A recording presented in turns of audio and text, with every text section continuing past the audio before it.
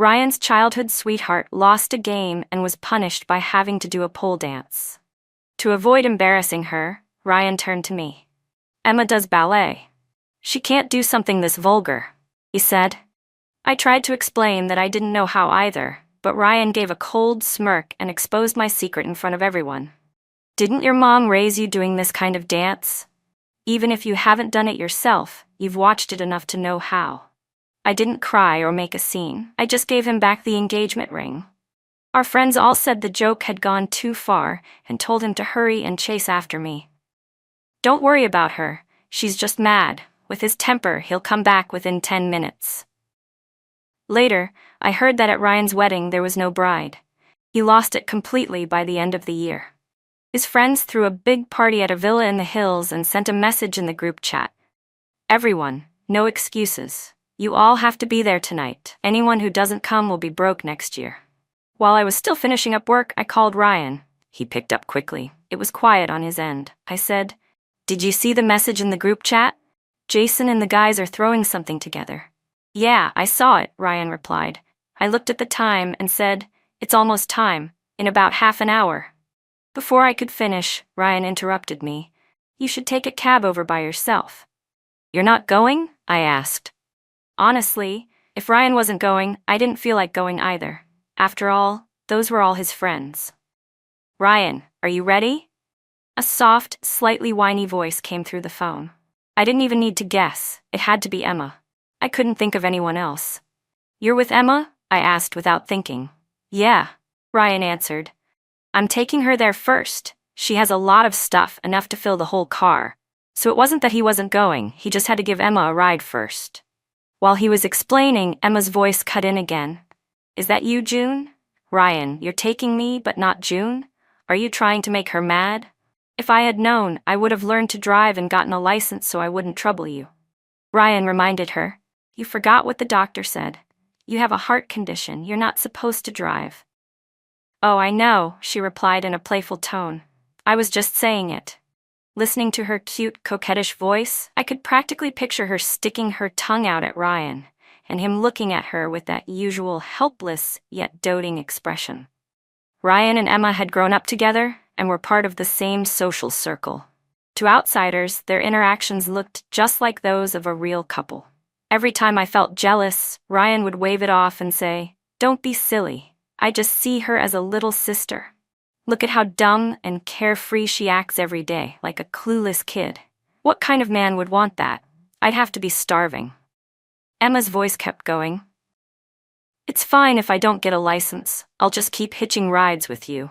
As long as June isn't mad, I'm happy." Ryan laughed and said, "Do you think she's as petty as you? My girlfriend is the most generous, the prettiest, and the most understanding." The two of them just kept laughing and teasing each other like that. Ryan added, "Of course she is. My girlfriend is the most understanding, generous, and beautiful." But hearing Ryan praise me like that didn't make me feel happy at all. I quietly hung up the phone. There weren't many cabs willing to go out of town. It took me over an hour to get one, and I had to pay extra on top of that. My mood, already bad, only got worse. Still, I forced myself to calm down. By the time I arrived, the villa was already brightly lit. "Haha, Emma lost," someone shouted. "No fair. You all cheated. There's no way I lost," she whined. The door pushed open slightly, and laughter spilled out. I saw 4 or 5 people sitting around a table playing board games, with others standing around watching. Emma had apparently lost and was angrily pouting. "No way, this round doesn't count. Let's play again." Everyone there was rich or came from elite families. No one was going to indulge her just because she was Miss Emma. If you're going to play the game, then you have to be a good sport about it. If you're just going to cheat, what's the point of playing at all?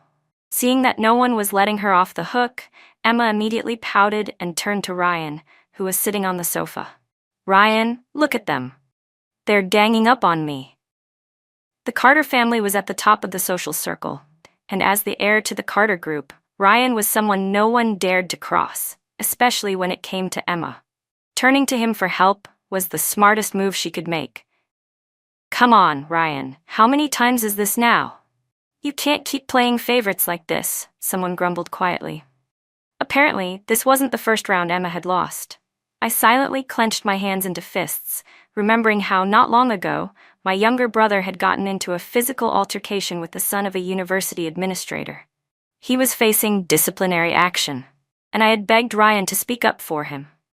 But Ryan had said, people need to take responsibility for their own actions. Besides, I don't like mixing company with personal matters. Yet when it came to Emma, suddenly there was no such boundary. With just one word from him, who would dare risk offending the entire Carter group? Everyone was waiting to see how Ryan would respond. He glanced around the room before landing his gaze on Emma. She looked back at him, shaking her head over and over, mouthing something like, "Help me, Ryan." Ryan pressed his lips together and didn't say a word. No one could tell what he was thinking. But the next second, he checked the time on his watch and asked a question completely unrelated to the situation. "Where's my girlfriend? Hasn't she arrived yet?" A bitter taste welled up in my chest, but beneath it, a strange sweetness bubbled to the surface. "She's here. June's here." Someone spotted me and quickly called out, likely to earn favor with Ryan. The people around us all started greeting me cheerfully, calling me Mrs. Carter. But if Ryan hadn't mentioned me, none of them would have remembered I even existed. After all, I wasn't one of them. I was just a small-town writer. If it weren't for being Ryan's girlfriend, I could pray to the gods for 3 lifetimes and still never break into this world.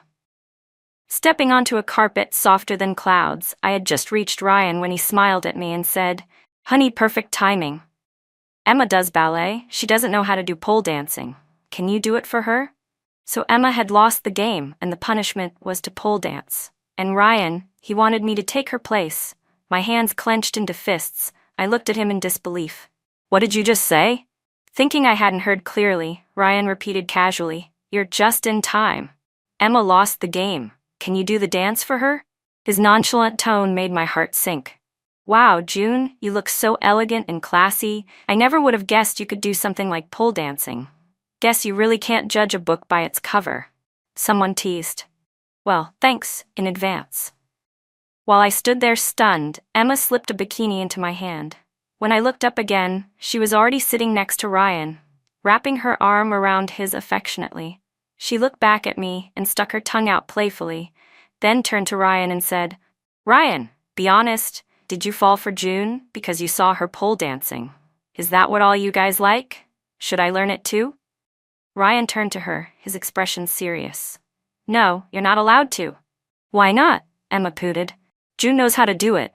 Why can't I learn too? You're playing favorites. Be good, stop it. You two are different," he said softly, coaxing her. Then he turned back to me. Seeing I hadn't moved, he frowned. "Why are you still standing there? Go change already. Don't keep everyone waiting." Meeting his gaze, I tightened my grip around the bikini in my hand, then threw it aside. "Sorry to disappoint you," I said coldly. "I've never learned how to dance," I said. "You don't know how?" Ryan looked at me, puzzled. I kept a straight face and replied coldly, "No, I don't." Ryan frowned slightly, but I didn't give him a chance to respond. "I'm not feeling well. I'm leaving." Just as I turned to go, Emma's voice rang out behind me. "June, is it that you don't know how to dance, or you just don't want to? I get it now. You're still upset, aren't you? Upset that Ryan drove me here and not you, so you're refusing to help me?" She looked toward Ryan. "Ryan, I think June's mad at me. What should I do? Maybe let's just forget it. I don't want her to be unhappy because of me." As she spoke, Emma stood up and reached for the bikini I had thrown to the floor. But the moment she moved, Ryan pulled her back. "You're a ballet dancer. Your legs are precious. Don't mess around," he said. Then he turned to me again. "Didn't you once tell me your mom raised you doing this kind of dance? Even if you've never done it yourself, you must have picked it up from watching her." "Are you kidding me?" Someone snorted. No wonder she managed to reel in Mr. Carter. Seducing men must run in the family. Laughter broke out around us. Even though they tried to keep their voices down, the nasty comments still made it to my ears. My face went pale, and I clenched my fist so hard that my nails dug into my palms, barely holding myself back from slapping Ryan across the face. And he still didn't seem to realize what he had said wrong. "Go change already. Don't keep everyone waiting." I looked at the bikini on the floor, then stepped on it without hesitation. Ryan suddenly grabbed my arm. Who said you could leave? I let out a cold laugh. You expect me to stay here and let you humiliate me? He frowned. Humiliate you? What did I say that was so humiliating? After a moment of stunned silence, he added, You really think what I just said was insulting? June, come on, don't be so sensitive. I stared at him in disbelief. I'm sensitive? Ryan was already starting to lose patience. What else would you call it? It's just a pole dance. It's not like I'm asking you to sell your body. Do you really have to be this dramatic and make me look bad? At that moment, it felt like I didn't even know who he was anymore. I first met Ryan at a bar. I had no money back then and needed to pay my brother's tuition, so I took a part-time job as a waitress. On the day I met him, the pole dancer hadn't shown up, and the manager, panicking, told me to fill in. I don't know how, I said. It doesn't matter, he replied. You're pretty. Your body's great. Just go up there and move around a bit. Even though I was reluctant, he offered me more money. In the end, I changed into the outfit and stepped onto the stage. But I really didn't know how to dance. I awkwardly moved a bit, and the audience wasn't having it. Some even shouted, What the hell is this? Stop pretending. Show us something hot already. This ain't a convent. Don't play innocent. You're already out here selling yourself, so act like it. Keep this up, and we want a refund. The situation quickly got out of control. The manager blamed everything on me and threatened to dock my pay unless I kept dancing. I had just entered the workforce and didn't know how to defend myself. I was inexperienced, timid, and overwhelmed. My words got stuck in my throat and I started crying on stage. Then Ryan showed up. As the bar's biggest shareholder, he got a quick rundown of what had happened. He canceled the night's tabs for all the customers, and I thought that would be the end of it. But then he turned to the men who had insulted me and demanded they apologize. If they refused, he said he'd hire a lawyer and take them to court. Under his pressure, they apologized one by one. Afterward, he kept me behind. I thought he'd scold me or ask about what happened. But all he said was, Life is hard enough. You're already doing great. Go home and get some rest. In that moment, with just that one sentence, Ryan, the person himself, shone into my world like a beam of light. He seemed different from everyone else. He understood what it meant to struggle at the bottom just to survive. That was why, as we slowly got to know each other and fell in love, he began to learn more about my past. But I never imagined that the person who knew me best would one day wield the sharpest knife against me. Emma's voice snapped me out of my thoughts. Ryan, maybe we shouldn't pressure June anymore. It's just a dance, but it feels like we're all bullying her. No one's bullying her. If you're so confident, why don't you do it yourself? Someone snapped. Seeing me push back at Emma, Ryan grew displeased. Didn't I already say Emma is a ballet dancer? She can't do that kind of vulgar dance. His words made my heart sink completely. I nodded. Okay. Then, without hesitation, I took off the engagement ring on my finger and tossed it in front of him. Not long ago, during the proposal Ryan had planned from start to finish, he had placed that very ring on my hand. Back then, I had been moved to tears, believing that he and I would be together for the rest of our lives. I never thought I'd be giving it back so soon. Ryan looked stunned, staring at the ring lying on the floor. June, what's the meaning of this? I'm giving your engagement ring back, I said firmly, locking eyes with him. Ryan, let's break up. The second those words left my mouth, the entire atmosphere in the room froze. Ryan's face tensed up, veins bulging at his temple. Sensing the mood shift, the people who were just moments ago egging me on to pole dance quickly tried to smooth things over. Come on, June. Don't joke like that. Breaking up isn't something to take lightly. Yeah, June, Ryan was just messing with you. Don't take it to heart. June, Ryan loves you so much, he would never actually let you do something like that. Exactly, Ryan. That joke went too far. You better make it up to her. I knew these people. They weren't standing up for me because they cared. It was because if they witnessed Ryan getting dumped here and now, he might later take his anger out on them. Ryan's expression softened a little. Fine. It's just a dance. If you don't want to do it, then don't. I subtly avoided his hand and stared straight into his eyes.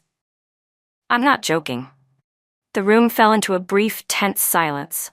Ryan looked at me, unmoving, for several seconds before his expression relaxed. He gave a half smile. June, Are you really breaking up with me? He said slowly. Do you even understand what you're doing? Do you realize that the only reason you're standing in this villa right now, speaking to me face to face, is because you're my girlfriend? With your background of work for me, you wouldn't even qualify to step into this place. Let's not take this too far. He looked down on me from above, convinced I'd cave like always. I already gave you the ring back, I said, my voice steady. From today on, we're over, completely. I didn't stay another second. I turned around and walked out of the villa. As I stepped outside, I heard Ryan's friends behind me. Ryan, aren't you going after her? Yeah, man. I think June's really mad this time. Shouldn't you try to make it up to her? Ryan's voice came through, irritated.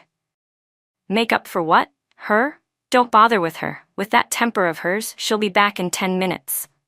He was so sure. After all, in all our years together, every single fight ended with me being the one to give in first.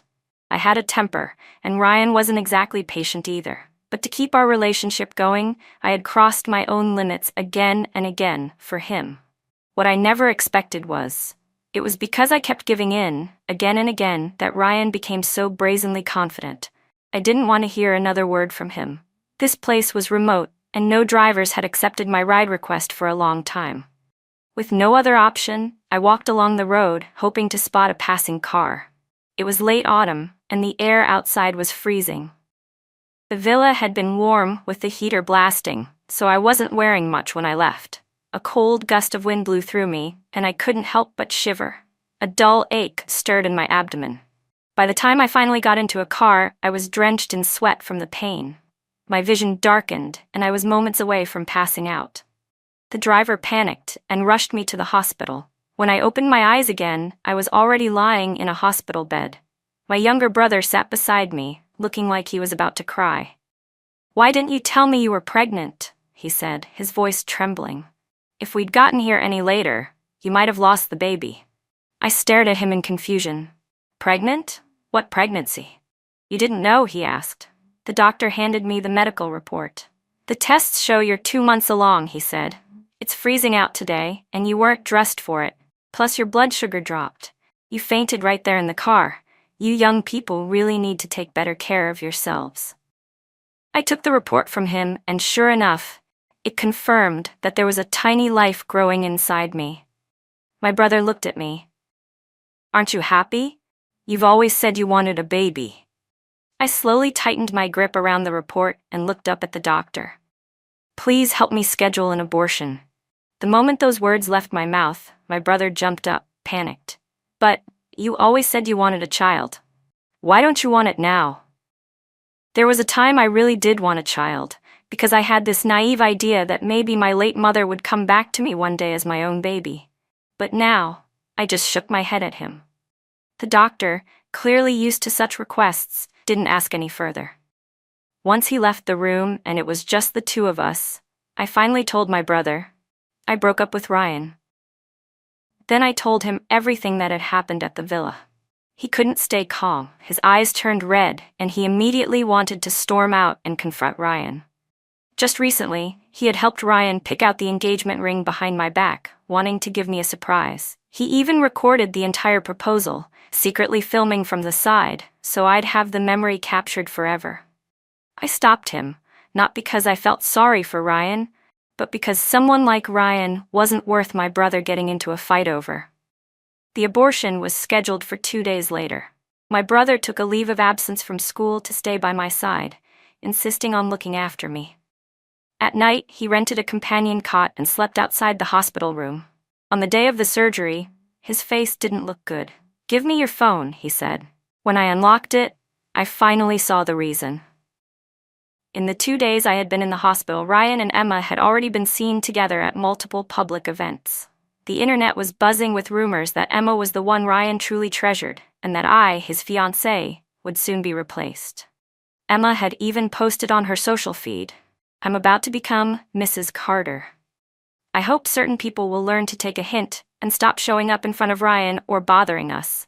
Attached was a photo of a ring, the very same engagement ring I had thrown away, now worn on Emma's finger. I couldn't help but laugh. What's there to be upset about? My brother looked stunned.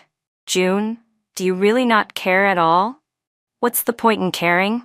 I said with a smile. One piece of trash found another. They deserve each other. The abortion went smoothly. When I was wheeled out of the operating room, my brother walked alongside, sniffling and wiping his tears. He was in his 20s, but at that moment, he cried like a little boy. I found it funny, but I didn't have the strength to comfort him. Over the next few days, my brother ran around taking care of me non-stop. He even bought a whole pile of nutritional supplements and stacked them by my bed. The scene reminded me of our childhood. Whenever Mom brought home snacks, we'd fight over them. He could never win, so I'd lock all the goodies in my bedside cabinet. But every night, he'd sneak into my room to steal some, and I always left the cabinet open just enough for him to take whatever he wanted. The night before I was discharged, my brother suddenly called out to me at the doorway. "June? I can't sleep," he said. There was a rare shyness in his voice. "What is it?" "Nothing really," he murmured. "It's just, seeing you like this made me think of Mom. Do you think she'd be disappointed if she knew I got into a fight at school?" I didn't know how to respond. Not long ago, my usually polite and well-behaved brother had gotten into his first ever physical altercation at school. And the reason? The other kid insulted our mother. Our mom had been beautiful and resilient. When she was young, she was innocent, tricked by our scumbag father's sweet words. She gave birth to both me and my brother. But not long after my brother was born, our father was neck-deep in debt. Just when Mom was trying everything she could to pay off what he owed, he ran off with another woman and vanished, taking all our family's assets with him. Some people said he died. Others said he was living happily with that woman somewhere else. But Mom didn't have time to care. She had debts to repay and 2 children to raise. She was young and beautiful, but to survive, she took a job pole dancing, something that paid fast. A lot of people called her stupid for trusting a man so easily. Others told her to abandon us and send us to an orphanage.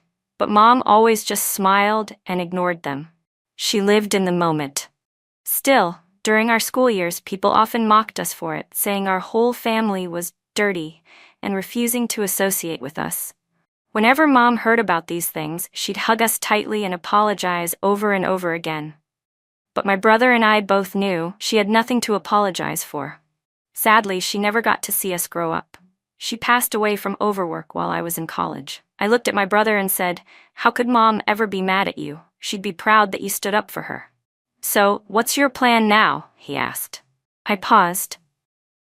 Professor Sue reached out to me recently. He asked if I'd be interested in being his assistant. I've actually been thinking it over. But if I take the job, I'll have to go abroad with him for a few years. Professor Sue had been my college professor. He was now affiliated with my brother's school. Ever since college, he had always tried to mentor me. But back then, I wasn't interested in academia and turned down his offer. Even so, we'd kept in touch, and he'd always checked in on me. When my brother got into trouble recently, it was Professor Sue who stepped in to help. My brother immediately understood what I was thinking. "June, just go. Don't worry about me." "When are you leaving?" he asked. "The 1st of next month." I lowered my gaze. "Ryan, by next month, I'll be completely out of your life." After leaving the hospital, I urged my brother to return to school. I went back home alone to pack my things. Since I started dating Ryan, I had moved into his house. Though technically just one of his many properties, after living there for so many years, it had started to feel like home. What I didn't expect was that the moment I stepped inside, a piece of women's lingerie flew at me. I looked up and saw Emma, dressed in a pure white wedding gown, laughing as she ran down the stairs. When she saw me, she gave me a mocking smile, though her voice was sickeningly sweet. "June, you're back." Hearing that, Ryan also came down the stairs. "You're back," he said, like it was the most natural thing in the world. The tone in his voice sounded like I was a guest walking into his house. That night, nothing happened between us. Was Ryan really that certain I'd come back to him? Maybe seeing me return today confirmed it in his eyes. He probably thought this was my way of giving in. I didn't bother to explain. Instead, I turned to look at the wedding dress Emma was wearing. When Ryan noticed me staring at it, he cleared his throat awkwardly. "You weren't around, so I asked Emma to help sort through the dresses. You're a bit slimmer than she is. Since it fits her, you can just get a size smaller." Emma let out a playful giggle. Ah, stop. This is what you call curves, okay? June, since you're here, I'll take off the dress and give it to you right now. I cut her off. No need. I don't like secondhand things. Ryan's expression twitched slightly, but he didn't argue. Instead, he pulled out a list. You said you didn't want too many people at the wedding, so I had them make a guest list with just close friends and family. Take a look and let me know if there's anyone you'd like to add. Oh, and do you still have space for bridesmaids? Emma's never been one before. If there's an opening, maybe you could add her too. I looked at the list. Originally, Ryan and I had planned to get married 3 months after our engagement. If it hadn't been for everything between him and Emma, maybe I would have already given up the chance to study abroad with Professor Sue, waiting like a fool to become his bride. But now? I shook my head. Let her have it. If the wedding's already missing a bride, filling in another bridesmaid might as well balance things out. Ryan didn't expect me to agree so easily. He was momentarily stunned. You really mean it? I stepped past him and headed upstairs. Ryan tried to follow, but Emma stopped him. Ryan, come with me to pick out my bridesmaid dress. It's my first time being one. If you don't help me, what if I choose something too flashy and outshine June at her own wedding? Ryan eventually gave in to her coaxing. He reached out and tapped her on the nose. You. As the sound of their footsteps faded, I received a message from Emma. June, you really have some nerve. The wedding is right around the corner, and your fiancé is still dress shopping with another woman. Let me be honest with you. Ryan's been sick of you for a while. Could you stop being so shameless and clinging to him? Even if you marry him, so what? With just a little effort from me, he'll still come running back. Look at how easily he followed me today. I let out a quiet laugh. The fact that someone like Ryan still had women fighting over him was absurd. I didn't reply. My first instinct was to delete and block her, but as my eyes drifted to the guest list and the wedding schedule tucked underneath, a new idea quietly formed in my mind. On the day of the wedding, Ryan stood in front of the mirror, adjusting his suit, unable to hide his nerves. He had been preparing for this day for a long time. These past weeks had been hectic, balancing company matters while personally overseeing every detail of the wedding. He hadn't seen June in a while. He thought she would have reached out by now, but she hadn't made a move at all. Could she still be mad? Ryan was frustrated. In the years they had been together, they'd fought many times, big and small. Whenever they argued, June always caused a scene, and Ryan had his own way of dealing with it. He would just go cold and cut off all communication. After a while, she'd come back to him, teary-eyed and asking for forgiveness. That's what he had expected this time too. But ever since the fight at the villa, June hadn't contacted him once. Even when they ran into each other at home, her attitude remained cold and distant. No matter what he said, her responses were always indifferent, as if he didn't matter to her at all. Still, at least she seemed serious about the wedding. She had been involved in planning and hadn't raised any objections. That gave him some peace of mind. I hadn't been idle either. I had my own plans quietly in motion. Still, Ryan couldn't shake the unease in his chest. He couldn't put his finger on it, but something about me felt different. Mr. Carter, the guests are all waiting outside, someone reminded him. There's someone keeping an eye on Miss Shen. She's already got the veil on and is waiting. Ryan nodded slightly. As the officiant's voice rang out, he stood at the front, watching the woman in a veil slowly walking toward him. The wedding dress looked a little tight on her, which immediately sparked a sense of unease in him. Before she could fully approach, Ryan stepped forward and abruptly lifted the veil. What? It's you? Underneath the veil wasn't the face he had longed for, mine, but instead, a shy and blushing Emma. Ryan, she whispered, trying to act coy. Before the stunned guests could react, the massive screen at the front of the hall lit up. One by one, photos and video clips appeared, scenes of Ryan and Emma together. Holding hands, hugging, kissing in private, they played out clearly for everyone to see. And at the end, footage of Emma repeatedly taunting me appeared. June, do you even know your place? She sneered in the video. You're nothing but trash raised by a pole dancer. What makes you think you deserve Ryan? You think he really loves you? He's just playing with you. Someone like you, he'd never marry. And even if he did, so what? he could always divorce you. When you weren't around, Ryan and I were always together. He just didn't want to tell you. Emma's face turned pale instantly. Then, the video cut to a medical report, the ultrasound confirming my pregnancy, the child I had lost before it could be born. When the video ended, the entire room fell into a dead silence. Guests murmured in shock, some trembling, some glancing knowingly at the document. That's a prenatal checkup. Wait, was June pregnant? Ryan's temples twitched violently. With a roar of rage, he punched the screen, shattering the glass. Emma jumped and let out a terrified scream. Where's June? Ryan growled, his voice shaking with barely contained fury. Where did you take her? Ryan, please, let me explain. Emma cried. It wasn't on purpose. June said she didn't want to marry you and asked me to take her place. Ryan, I only did this because I love you so much. That June, she's just some low-class trash raised by a stripper. What does she have that I don't? If she hadn't clung to you for so long, we would have been together already. As she spoke, she wrapped her arms tightly around Ryan's waist. But he shoved her away with disgust.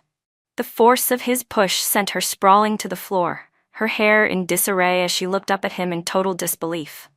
Ryan, what are you doing? Didn't you say that if June wasn't around, you would marry me? Well, she's gone now. I married you. Aren't you happy? Shut up, Ryan snapped. Emma, who had been wailing moments ago, instantly fell silent. Without sparing her another glance, Ryan pointed toward the door. Go find her. The people around him hesitated. What? Are you all deaf? He barked. Get the entire city moving if you have to. Bring June back to me. If you don't, all of you can get the hell out of my company. At his command, a crowd rushed out of the hall. The rest of the guests were quickly ushered out of the wedding venue. Even Emma was dragged away by Ryan's people. Just before she was pulled out, Ryan gave her a cold, dismissive glare from above. Take off that wedding dress, he ordered. That's June's. No other woman has the right to wear it. Emma's eyes widened in shock, but before she could speak, she was already being dragged into the dressing room. Once the venue quieted down, Ryan slumped to the floor and lit a cigarette. The screen had originally been set to play a slideshow of treasured memories from the years we spent together. Our first meeting, his confession, the first restaurant we went to as a couple, every anniversary we celebrated, each birthday, and his proposal. He had captured every moment with a camera. Ryan had even planned to compile all those beautiful memories into an album and give it to me as a gift on our wedding day. I always loved documenting the small, seemingly mundane details of life. As I once told him, I like to capture every beautiful moment. At first, Ryan thought it was silly, but before he realized it, he'd started carefully preparing that album, following the rhythm I had set. Now, sitting in the wreckage of the wedding, Ryan pulled out his phone and called me. But I had already blocked him. I had removed every possible way for him to contact me, his number, his email, even those of the people closest to him. If he wanted to find me now, he'd have to get his secretary to dig through records. Sitting on the ground in anguish, Ryan murmured, June. A sense of dread overcame him. For the first time, he truly felt I was gone for good. The scandal from Ryan's wedding quickly exploded online. After all, he was the sole heir to the Carter Group, and anything he did stirred up massive waves. But this time, it wasn't just gossip. A video surfaced of his public apology. Baby, I was wrong. I truly know I was wrong. I won't ask for forgiveness. Just, please, let me see you one more time. If you're willing to see me, I'm willing to give you all of my shares in the Carter Group. The clip went viral, even internationally. After all, obtaining Ryan Carter's shares meant obtaining the entire Carter Group. Many in the business world called him insane. Others began digging into our past, eager to know what kind of woman had been able to earn the entire empire through a relationship. I only knew about the online frenzy because my brother called me. June, you have no idea. It's all over school. Ryan even came looking for me a few times. But don't worry, I haven't told him anything. He can't get anything out of me. I mumbled a short reply and hung up. I knew in my heart that no matter how much my brother tried to protect me, with Ryan's resources and connections, it was only a matter of time before he found me overseas. So when I said goodbye to Professor Sue and saw Ryan standing at the street corner, I wasn't surprised at all. June. His voice was hoarse, like he'd been holding back tears for days. The sound of it made me sick to my stomach. I frowned and pushed him away. "Don't come near me." He froze for a second, then quickly stepped forward, thinking I was still pregnant. "You're pregnant. You need to be resting. Why are you running around outside? Come back home with me. Let's go back and have the wedding. I've hired the best doctor for you. Just stay home and take care of yourself, okay?" I ignored him and walked straight past. Flustered, Ryan caught up again. "June, don't be like this. I know I messed up. I'm sorry. Whatever you want, I'll do it. Just, you're still carrying the baby. If you stay angry like this, it's bad for the baby too. Please, for the baby's sake, don't stay mad at me." At those words, I let out a cold laugh. Ryan saw my smile and thought I was softening. He eagerly moved closer. "Baby," I cut him off. "Ryan, what are you pretending for? The baby, our baby, was gone long ago. After everything you did to humiliate me at the villa, did you really think I'd still be carrying your child and dreaming of a perfect life together? Keep dreaming. I would never let my child be born with a disgusting father like you." Ryan stared at me, stunned. "You mean, our baby is gone?" I met his eyes with a blank expression. "If you don't believe me, go back to the hospital and check for yourself." Ryan stood frozen in place, completely speechless. I tried to leave, but he suddenly grabbed my wrist. Ryan shook his head in disbelief. "No, you're lying to me. Baby, you always said you wanted a child with me. We finally had one. How could you possibly get rid of it?" "I don't believe you. You can hit me, curse me, do whatever you want. Just don't lie to me about the baby." I yanked my arm free with disgust. "Why would I bother lying to you? If you don't believe me, have your secretary look it up." As soon as I said that, it was like lightning struck him. Ryan collapsed onto the ground, completely shattered. I walked past him, ready to leave, when I heard his hoarse voice behind me. "Why, I was his father. Why didn't you talk to me first? How could you be so cruel and take him away without even telling me?" I paused and said coldly, "Back when you stood next to Emma and used pole dancing to humiliate me, did it never cross your mind that this might be the outcome?" That night, Ryan waited under my apartment building for hours. I didn't even look at him kindly. I called the police. When they took him away, he didn't come looking for me for a long time. Later, my brother told me Ryan had returned home and gone straight to him, grilling him for any news about me. Then he went to the hospital to check the records and confirmed that I really had the abortion. That was when he finally snapped. Because of the scandal and negative press he brought to the company, Carter Group's stock plummeted. The board held an emergency meeting and stripped Ryan of all control.